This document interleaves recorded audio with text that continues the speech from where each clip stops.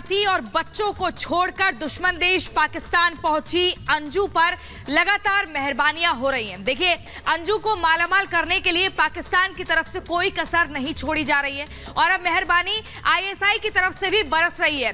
अंजू का, जो कि वहां जाकर फातिमा बन चुकी है, 2 महीने का वीजा बढ़ा दिया है, यानी कि अंजू अभी और पाकिस्तान में ही रहेगी। क्या है पूरी खबर, आप देखिए इस रिपोर्ट में।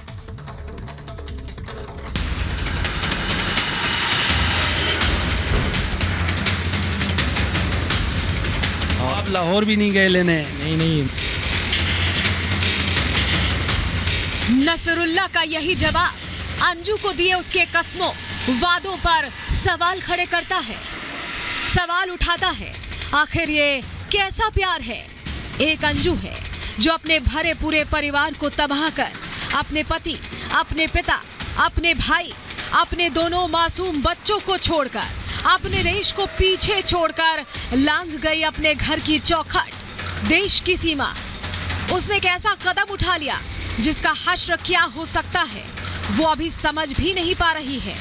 उस पर बस जुनून सवार हो गया।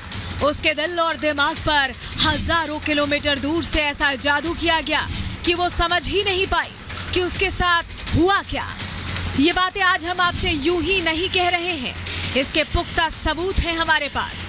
वो सबूत जो आपके सामने आएंगे तो आप एक पल को समझ भी नहीं पाएंगे कि आखिर किस तरह अंजू नसरुल्लाह के बिछाए मकर जाल में फंसती चली गई।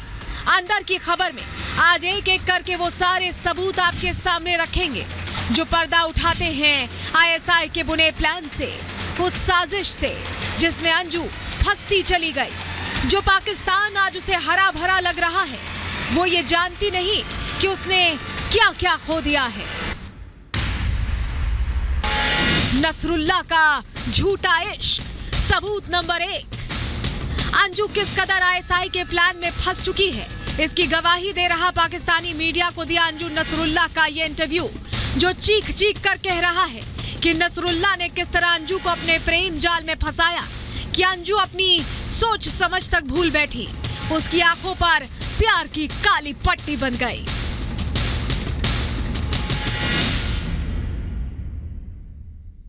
नहीं, मैसेंजर पे पहली बात हुई थी तो ज़्यादा बात नहीं हुई थी। इसने डायरेक्टली बोला कि व्हाट्सएप भेज दो।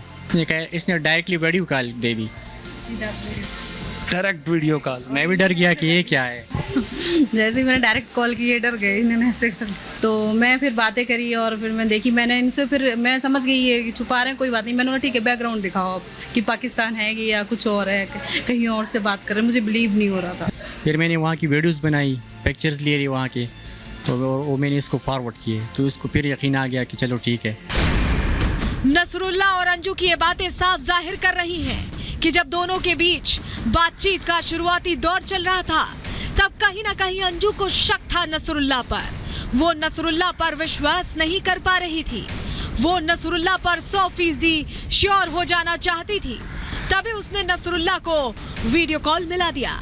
लेकिन इसका एक दूसरा पहलू ये भी है कि नसरुल्लाह ने शुरुआत से ही अंजू को इस तरह अपनी बातों में फंसा लिया था कि बात बहुत जल्द ही वीडियो कॉल करने तक पहुंच गई थी। सबूत नंबर 2। कोरोना काल से शुरू हुई ये बातें यूं ही चलती रही। इस बीच अंजू का पूरी तरह ब्रेन वॉश कर दिया गया, उसमें पाकिस्तान प्रेम भर दिया गया। सोचिए, अंजू रह हिंदुस्तान में रही थी और सपने पाकिस्तान की देख रही थी।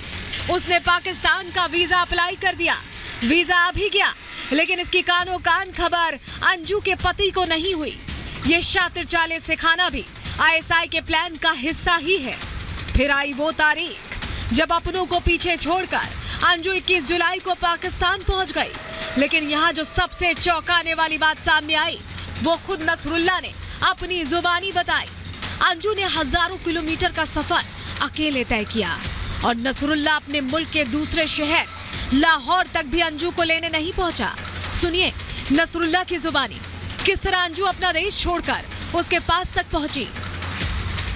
बस के ज़रिए आई है अमृतसर से वाघा तक, और फिर उन्होंने वहाँ से टैक्सी की लाहौर, और लाहौर से इसने खुद ही बस में टिकट बुक करवाया। आप लाहौर भी नहीं गए लेने? नहीं, हम सिर्फ पिंडी तक आए। इसने खुद ही बोला कि आप लाहौर ना आए और मैं पिंडी आ जाऊंगी खुद।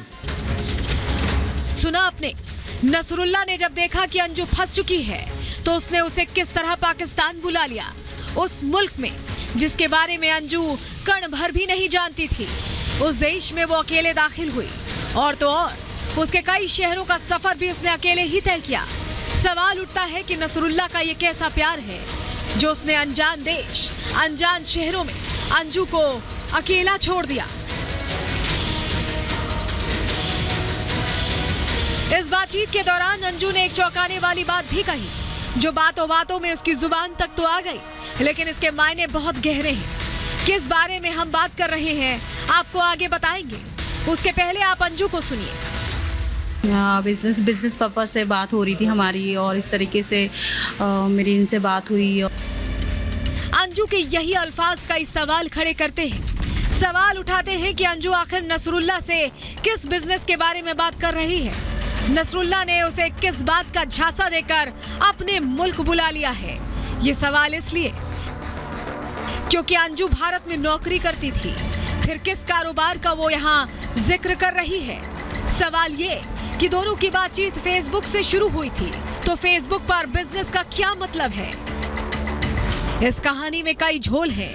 अंजू अपने परिवार को बिना बताए घर छोड़ देती है, देश छोड़कर चली जाती है, अपनी सहेली से मिलने की जानकारी देती है, खैबर पख्तूनख्वा में होते हुए लाहौर में होने का दावा करती है, नसरुल्ला को अपना दोस्त बताती है, उसके साथ वीडियो शूट कराती है, धर्म बदल लेती है, नसरुल्ला से सगाई कर लेती है, शादी कर लेती है, सब बातों को छिपाती है, बात बात पर झूठ बोलती है। आखिर क्यों?